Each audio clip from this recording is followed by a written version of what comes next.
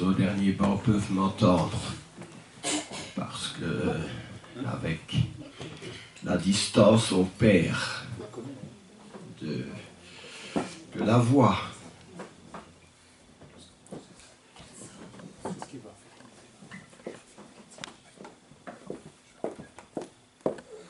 L'année prochaine, en 2020, se fera 50 ans que nous sommes en charge du ministère ici à Verviers. Et si vous avez parlé tout à l'heure dans la collecte qu'il faisait bon se réunir, que le lieu était bien chauffé, qu'il y avait un bâtiment, eh bien, ça fait partie de notre combat. Toutes ces choses-là, toutes les instructions qui ont été données, et aussi en 50 ans, quand nous sommes venus, la première assemblée qui était ici, tous ceux qui la composaient sont morts de vieillesse ou ont délaissé le Seigneur. Donc c'est une nouvelle assemblée que j'instruis maintenant. Je suis un peu comme un mentor qui entraîne. Vous savez, quand on fait de la gymnastique, il y a qu'on peut appeler un professeur qui est là en train de vous entraîner pour des compétitions afin que vous puissiez gagner. Eh bien, je vous entraîne aussi pour que vous puissiez gagner quelque chose. Gagner plus que vous ne pourriez gagner à la loterie en jouant. Gagner plus que vous ne pourriez gagner au loto, ou gagner plus que les hommes les plus riches de ce monde peuvent gagner. Et il y a des riches dans ce monde qui ont beaucoup d'argent. Mais je m'efforce que vous puissiez gagner le bon combat, la vie éternelle. Et lorsque vous serez dans l'au-delà, devant les portes du royaume des cieux, vous saisirez combien c'est important les petites choses que vous ayez pu faire ici. Parce que Jésus dit, celui qui a pu gérer les plus petites choses, il en aura de plus grandes. Mais si nous avons été pas de bons travailleurs ici, nous avons à craindre pour le jour où nous serons devant notre Seigneur. Et si je vous dis cela, ce n'est pas de mon propre chef, mais je le tiens des Écritures. Nous sommes ici pour enseigner des souvenirs, les souvenirs de Jésus. J'entendais ce matin à la radio, c'était très court entre chez moi et la maison ici. Nous, à partir de 7 heures du matin, chaque dimanche, nous commençons à être en train. Et il y avait dans la voiture un reportage sur Bastogne. Et il y a une petite phrase qui m'a saisi, qui disait « Quand le souvenir cesse d'exister, nous cessons aussi d'exister nous-mêmes. » Notre christianisme est toujours vivant parce que le souvenir de Jésus est vivant aussi. Je dirais peut-être un mot pour Bastogne. En 1944, il y avait beaucoup de neige, 40 ou 50 cm. Moi, je m'en souviens bien parce que à cette époque-là, j'étais gamin et j'avais de la neige plus haut que mes genoux. Et quand cette offensive a commencé, il a fallu tout de suite, pour ma famille et moi qui étais petit, fuir C'était une deuxième évacuation. Fuir, pourquoi? Parce que mon père était un résistant. Et les Allemands revenaient et ils allaient prendre leur revanche sur tous ceux qui étaient des partisans, des résistants. Donc nous avons fui dans une vieille voiture sur Bruxelles et nous avons dû rester des semaines là-bas jusqu'à ce que les Allemands ne puissent plus progresser. Mais je ne suis pas ici pour vous parler des souvenirs de guerre. J'en ai beaucoup, j'aime bien les évoquer parce que c'était des choses terribles. Des bombardements qui nous donnaient des frayeurs. On passait des nuits dans des caves. Mais je m'arrête là. Alors j'ai retenu pour sujet, s'il faut donner un titre ce matin, vainqueur. N'est-ce pas? Parce que ce qui est important dans tous ces événements de guerre, c'est que on a été vainqueur, qu'on a pu vaincre l'ennemi qui était le nazisme à l'époque, et que nous avons toujours un ennemi. C'est le même ennemi, le même. Celui qui organise des guerres, des conflits, des injustices, qui organise tout ce qu'il y a de mauvais dans le monde. C'est toujours la même personne, c'est Satan qui est aux commandes. Et l'apôtre Jean nous dit que le monde entier est sous la puissance de Satan. Alors, il faut le savoir. L'apôtre Paul dit, ne te laisse pas vaincre par le mal, mais surmonte le mal par le bien. Il dit ça en Romains 12, 21. Je vais citer plusieurs versets. Aujourd'hui, je les ai en tête tous. Il se peut que je sois obligé de regarder mes notes pour suivre un plan.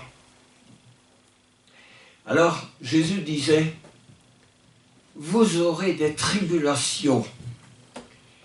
Et des tribulations, ça veut dire des mauvais moments, des souffrances, des épreuves. Ce sera pénible. Vous aurez des tribulations dans le monde. Et tant que nous resterons dans ce monde, nous aurons les tribulations. Mais Jésus dit, mais prenez courage. Prenez courage. J'ai vaincu le monde. J'ai vaincu le monde. Encore une fois, c'est le mot vaincre qui revient dans la bouche de Jésus. Il est important de vaincre parce que Jésus dit, celui qui vaincra, et je vous laisse imaginer la suite du verset, celui qui vaincra n'aura pas à souffrir la seconde mort. La Bible parle de deux morts.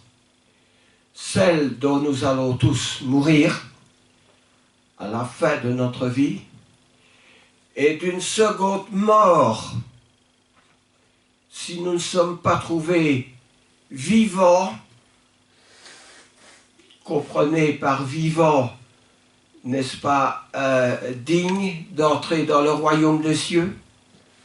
Ceux qui ne seront pas dignes d'aller dans le ciel, je vais le dire avec des mots clairs, des mots simples, ceux-là vont mourir. Encore une fois, ce sera la seconde mort. Et la Bible est très claire sur ce sujet. Donc il est important d'être vainqueur, d'être dans le clan des vainqueurs. Vous savez, dans ce monde, il y a toutes sortes de victoires. Il y a beaucoup de genres de victoires. Ceux qui gagnent lors d'un concours. Il y a les victoires dans le domaine spatial, ceux qui envoient des fusées, des satellites, dans l'univers, même jusque dans la Lune, la planète Mars ou Jupiter, ou aussi loin que les hommes seront capables d'aller. Il y a toutes les victoires militaires qui se retrouvent dans chaque siècle. Il y a des victoires dans la recherche des savants, dans la biologie, dans l'astronomie, dans la physique. Je vais en citer 2, 3 pour rappeler à notre mémoire. Je ne saurais pas les citer toutes tellement il y en a. Mais je prendrai un qui est bien connu, c'est Pasteur. Il y a l'Institut Louis Pasteur, n'est-ce pas? Il vécut en 1822, il est né. Et il a, Pasteur, ouvert la voie à la médecine moderne en créant la microbiologie. Ah, c'est un grand mot, n'est-ce pas? Mais peut-être nous saisissons. C'est Pasteur qui a ouvert la voie à la microbiologie. Alors, il y en a un autre que Henri Becquerel, oui, il a découvert la radioactivité. Il a trouvé par des recherches, beaucoup de travail, la radioactivité. Alors, je ne vais pas les citer tous, mais je vais encore en citer 1 ou 2. En 1822, il y a Cochrane qui a trouvé le bacille de la tuberculose. Parce qu'il y avait beaucoup de gens qui mouraient à l'époque de la tuberculose. Et puis il y a Marie Curie. Qui n'a pas lu le livre de Marie Curie et de son époux? Ils ont découvert l'emploi du radium en thérapeutique. Et puis je vais encore en citer un, je m'arrête là. Sir Alexander Fleming, qu'est-ce qu'il a trouvé lui? Eh bien, il a trouvé la pénicilline. Aujourd'hui, nous employons beaucoup les antibiotiques. Tous ces gens-là qui ont, soit dans leur laboratoire, dans leurs ateliers, travaillé dans ces domaines, ont fait avancer à grands pas la médecine moderne. Autant de mes grands-parents, on mourait jeunes. On mourait par toutes sortes de maladies. Aujourd'hui, notre durée de vie est allongée. Ce n'est peut-être pas une victoire pour les pensions que l'on devra accorder à ceux qui vont être pensionnés dans 20 ou 30 ans. Mais une question se pose. L'homme d'avant, l'homme du Moyen-Âge, est-ce qu'il était moins intelligent que l'homme moderne? Pensez-vous que cet homme avant était moins intelligent que l'homme moderne? Pas du tout. Mais c'est par des efforts conjugués à travers plusieurs époques qu'on a pu finalement arriver à de tels progrès. Et un des premiers qui est bien connu est Hippocrate dans le domaine de la médecine. L'homme né de la femme, sa vie est courte. Qui dit ça? Ce n'est pas un médecin, ce n'est pas un savant, c'est tout simplement Job. Dans l'Ancien Testament, Job qui a écrit le livre qui se trouve devant le livre des psaumes. Job dit, l'homme né de la femme, sa vie est courte. Il ajoute, sans cesse, agité.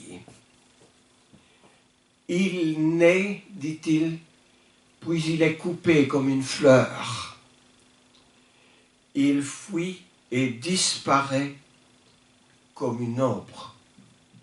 C'est Job qui dit ça dans le chapitre 14, les versets 1 et 2. L'homme né de la femme, sa vie est courte, dit-il, et sans cesse agité. Les succès, tous les succès viennent de la recherche, de la connaissance, qui, avec de la sagesse, est partagée avec autrui. Dans la Bible aussi, notre sagesse s'acquiert bien sûr par la prière, mais par la connaissance que la parole donne à notre intelligence. Nous aurions l'impression que les Juifs au temps de Jésus, qui avaient une certaine connaissance, n'étaient pas vraiment, au point de vue de la parole, intelligents, avec toutes leurs bêtes questions qu'ils venaient poser à Jésus pour essayer de le coincer. Et Jésus, à un moment donné, les traite de maudits. Il traite les docteurs de la loi, les pharisiens, les scribes. Maudits, vous, il vous manque la connaissance. Évidemment, s'ils avaient eu la connaissance, ils n'auraient pas venu poser à Jésus des bêtes questions. Autrefois, dans l'Antiquité, le monde était un monde aristocratique. Ceux qui avaient bien les moyens étaient mis à l'honneur. Ils pouvaient atteindre un rang élevé. Mais les faibles, la cité grecque était fondée sur l'esclavage à l'époque. Le christianisme, lui, est différent. Il enseigne que tous les hommes sont égaux, égaux en dignité. Notre univers démocratique en sera l'héritage. Et je vais m'expliquer sur cette grande phrase. Notre univers démocratique en sera l'héritage. Dans la religion chrétienne, la foi et l'humilité ont primauté sur la raison. C'est la raison qui est assujettie à la foi. Comprenez ce mot assujetti, n'est-ce pas? La raison dépend de la foi qui le détermine. Les textes de l'Écriture, toutes les paraboles que renferme l'Écriture et les symboles sont le résultat de réflexion et d'intelligence. Il est force de constater aujourd'hui que le nombre de pays qui n'ont pas encore adopté le christianisme ont de grandes difficultés à arriver à des régimes démocratiques parce que l'idée d'égalité n'a rien d'évident pour eux. Sur le plan du christianisme, notre christianisme a contribué dans l'histoire de la pensée qui s'est fait sentir jusque dans la Déclaration des droits de l'homme. Liberté, égalité, fraternité s'intègrent au groupe des sociétés.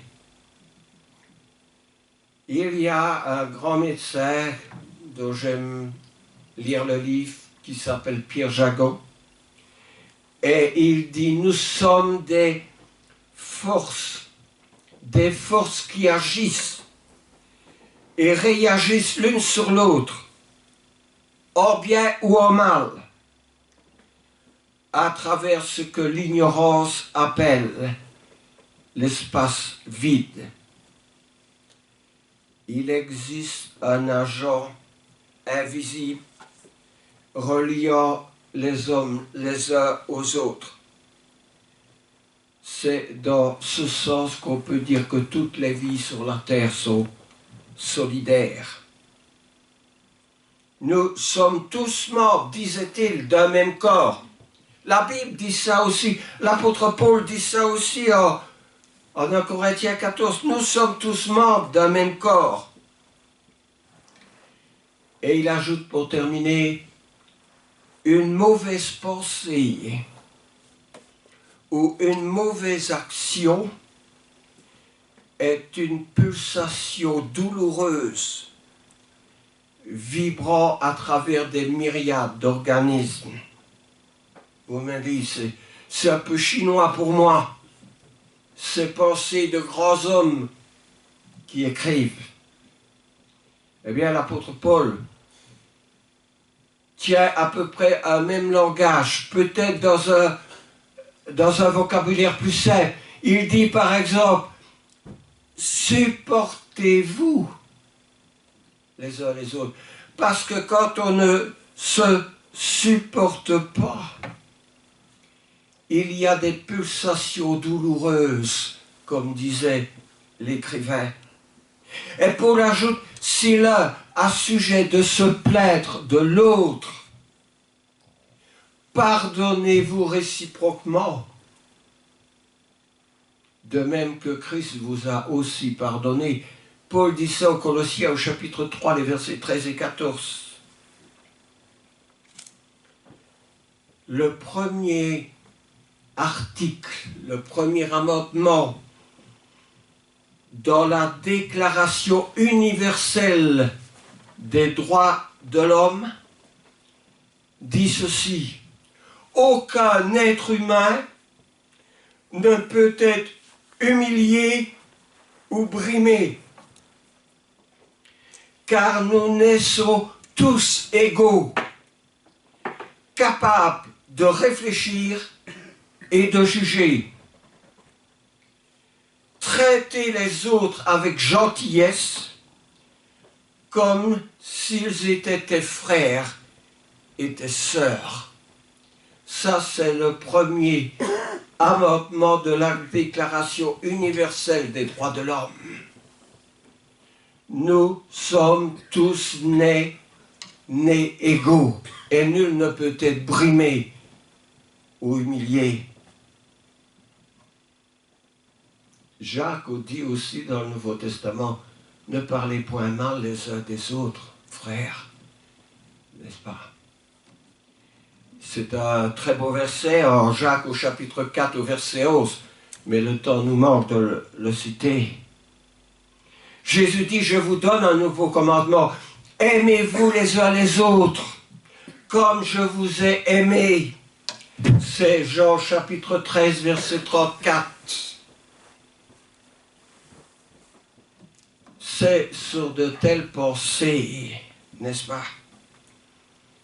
qu'un apôtre de la non-violence qui s'appelle Gandhi, au Z, permis à 600 millions d'Indiens d'acquérir l'indépendance sans un seul massacre. Oui, c'est un apôtre de la non-violence. Mais l'homme dans ses performances, est-il devenu plus heureux? Est-ce qu'on peut qualifier ce siècle du siècle du succès? Il n'en reste pas moins vrai que notre siècle est marqué par la faim, par le terrorisme, par la misère humaine. Ce qui veut dire qu'il y a des choix qui s'imposent. Il peut y avoir des beaux amendements dans la Déclaration universelle des droits de l'homme. Il peut y avoir de beaux amendements dans la Bible. Mais si l'homme ferme sa pensée à de tels conseils, l'homme régresse. Il n'avance pas vers la victoire. L'homme est souvent sur cette terre comme un touriste. Un touriste qui veut voir beaucoup de choses. Il veut même aller dans l'Arctique ou l'Antarctique à 8 000 € le voyage pour voir des ours blancs et des pingouins. Mais bien souvent, l'homme ne sait pas diriger son chemin. Vous savez, il y a... vous connaissez sûrement Alice au pays des merveilles. C'est l'écrivain Lewis Carroll qui a fait ça. Et il y a une petite fille, et cette petite fille rencontre un chat qui s'appelle le chat du Cheshire, et elle essaye d'éclairer un dilemme de notre société. Alors je vous dis tout de suite l'histoire. Alice rencontre le chat. Elle demande au chat: pourriez-vous me dire de quel côté je dois aller à présent, s'il vous plaît? De quel côté je dois aller? Et le chat répond: cela dépend de votre destination. Et Alice répond: ça m'est plutôt égal. Alors le chat lui dit: dans ce cas-là, vous n'avez qu'à aller du côté que vous voulez aller. Oui, dit Alice, pourvu que j'arrive quelque part. Oh, alors, dit le chat, vous êtes sûr d'y arriver, à condition que vous puissiez marcher assez longtemps. À condition que vous puissiez marcher assez longtemps. Il y a beaucoup de gens qui marchent ainsi. Ils marchent toute une vie sans savoir où ils vont. Ils courent tous, ils participent tous à une course. Mais souvent dans une course, il n'y a qu'un seul qui remporte le prix. Et l'apôtre Paul dit: courez donc de manière à le remporter, ce prix. Tous les athlètes s'imposent des entraînements. Ils ont une discipline sévère. Il le faut pour gagner une couronne qui ne dure pas. Mais nous, ici, nous le faisons pour une couronne qui dure, qui durera toujours. C'est pourquoi Paul en 1 Corinthiens 9 dit: c'est pourquoi je cours, je dis ça du mot à mot, je cours les yeux fixés sur le but. Est-ce que nous courons les yeux fixés sur le but? L'apôtre Paul n'était pas comme une balle de tennis qui bondissait d'un côté, qui allait en avant et en arrière. Il avait une mission à accomplir. Paul avait un but. L'apôtre Paul, la première fois qu'il est arrivé en Europe, c'était à Néapolis. C'est une ville maintenant qui s'appelle en Turquie Kavala. Et je suis allé sur la colline un jour et j'ai médité à Kavala et je me suis dit, imaginons qu'il y a un petit bateau qui arrive et c'est l'apôtre Paul. Parce que c'est comme ça que ça s'est réalisé. Imaginons ce simple homme arrivant sur son petit bateau. Comment, depuis son arrivée, l'Europe a été transformée, n'est-ce pas? Parce qu'il a parcouru à pied les routes dans l'Asie mineure, il est allé en Grèce, il est allé jusqu'à Rome, prêcher la bonne nouvelle. Paul avait un but qui a contribué au fait que nous sommes ici en train de scruter la liberté. L'apôtre Paul fut, comme Jonas le fut pour Ninive, comme Daniel le fut pour Babylone. Il fut un être au service du divin. Alors, ils avaient la foi. La foi dont Hébreux chapitre 1 disait, la foi est une ferme assurance des choses qu'on espère, une démonstration de celles qu'on ne voit pas.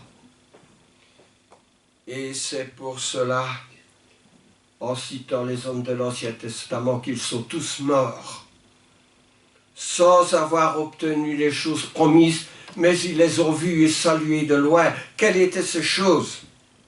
Eh bien, l'apôtre Paul en parlera dans ce chapitre. Ces choses, c'était une patrie. C'était la vie éternelle, c'était la nouvelle Jérusalem.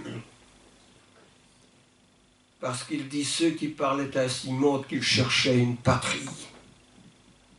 Alors, cette patrie, l'apôtre Paul va en parler, il dit, c'est notre cité à nous, qui est dans les cieux. N'est-ce pas?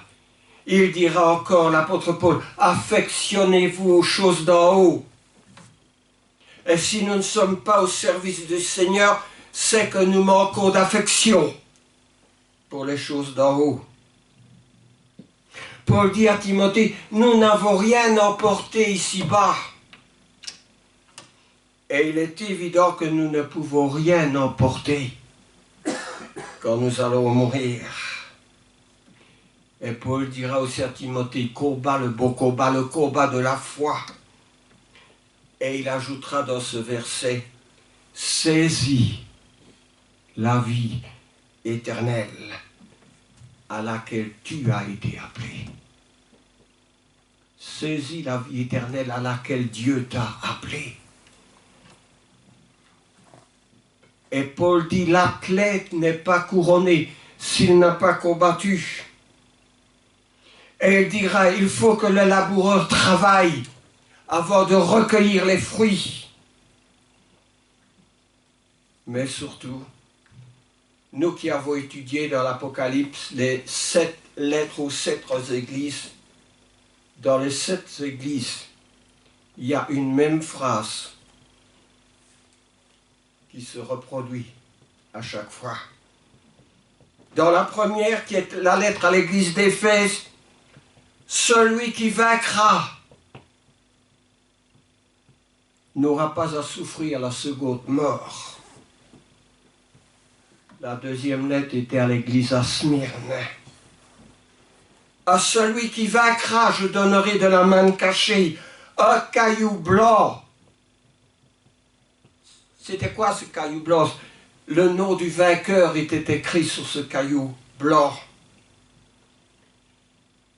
La troisième lettre était à Pergame. Celui qui vaincra gardera jusqu'à la fin mes œuvres et je lui donnerai autorité sur les nations. La quatrième lettre, c'était à Thyatire. qu'est-ce qu'elle dit? Celui qui vaincra sera revêtu de vêtements blancs. Et je n'effacerai point, dit Jésus, son nom du livre de la vie. La 5e lettre, l'église à Sardes. Celui qui vaincra, dit Jésus, je ferai de lui une colonne dans le temple de mon Dieu. Quand vous allez dans le livre des Actes, quand l'apôtre Paul vient à Jérusalem, il dit qu'il a rencontré Pierre, Jacques et Jean, qui sont des colonnes, qui étaient des colonnes dans l'église à Jérusalem. La 6e lettre de l'église à Philadelphie. Et dans cette église, nous retrouvons encore cette phrase, celui qui vaincra. N'est-ce pas? Et il dit, je me tiens à la porte et je frappe. Si quelqu'un entend ma voix et ouvre la porte, j'entrerai chez lui, je mangerai avec lui, et lui avec moi. Celui qui vaincra, et ça c'est peut-être la couronne, celui qui vaincra, je le ferai asseoir avec moi, dit Jésus, sur mon trône.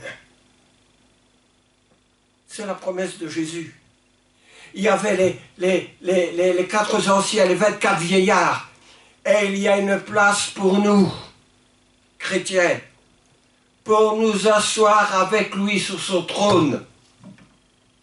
Mais pour cela, il faut être parmi les vainqueurs. C'est à vous à décider maintenant de quel côté vous voulez être.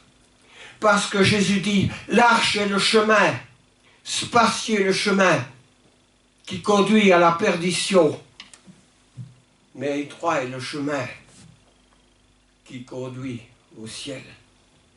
Alors c'est à vous à décider sur quel chemin vous êtes aujourd'hui. Mais il n'y a pas, dans les paroles de Jésus, un 3e chemin, il y en a 2.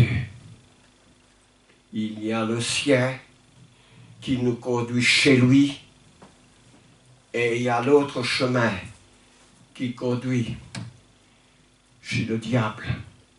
À nous de décider. Béni soit sa parole. Amen.